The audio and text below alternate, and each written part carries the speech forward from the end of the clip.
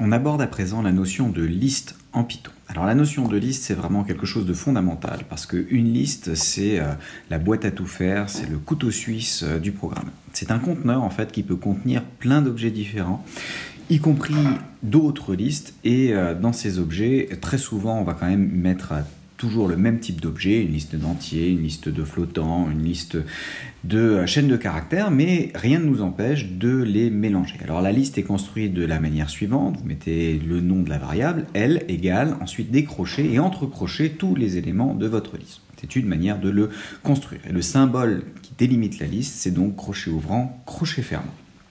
Une fois qu'on a notre liste, on va pouvoir regarder un petit peu la notion de position dans la liste et d'éléments. Et pour ça, on va prendre un exemple sur un pilulier. Alors pour un pilulier, c'est quelque chose dans lequel vous avez plusieurs compartiments.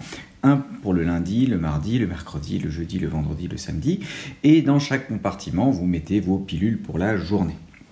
Ces compartiments, on va les numéroter en démarrant à 0. Et ça va déterminer la position. Et quand vous avez ici 6 éléments, le dernier élément est numéroté 5 parce qu'il est en position n-1 avec n le nombre d'éléments. Donc le 0 en premier, n-1 en dernier, et vous avez bien n éléments en tout. L'élément, c'est ce qui est à l'intérieur de la case, et vous pouvez avoir un même objet qui peut être présent à plusieurs endroits, comme le Doliprane ici.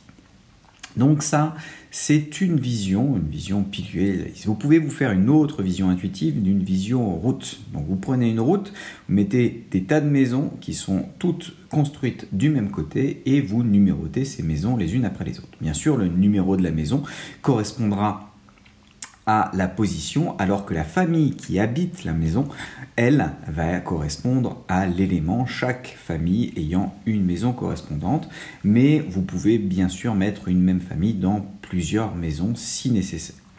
Voilà, et donc dans cette vision-là, le numéro de la maison qui identifie la position, c'est la position dans la liste. Alors, bon à savoir, pour identifier, pour accéder à un élément dans une position donnée, vous pouvez aussi utiliser la notation en crochet. L crochet 2, ça vous donne l'élément en position 2, donc au troisième élément. L crochet 4, ça donne le cinquième élément, qui ici est une liste.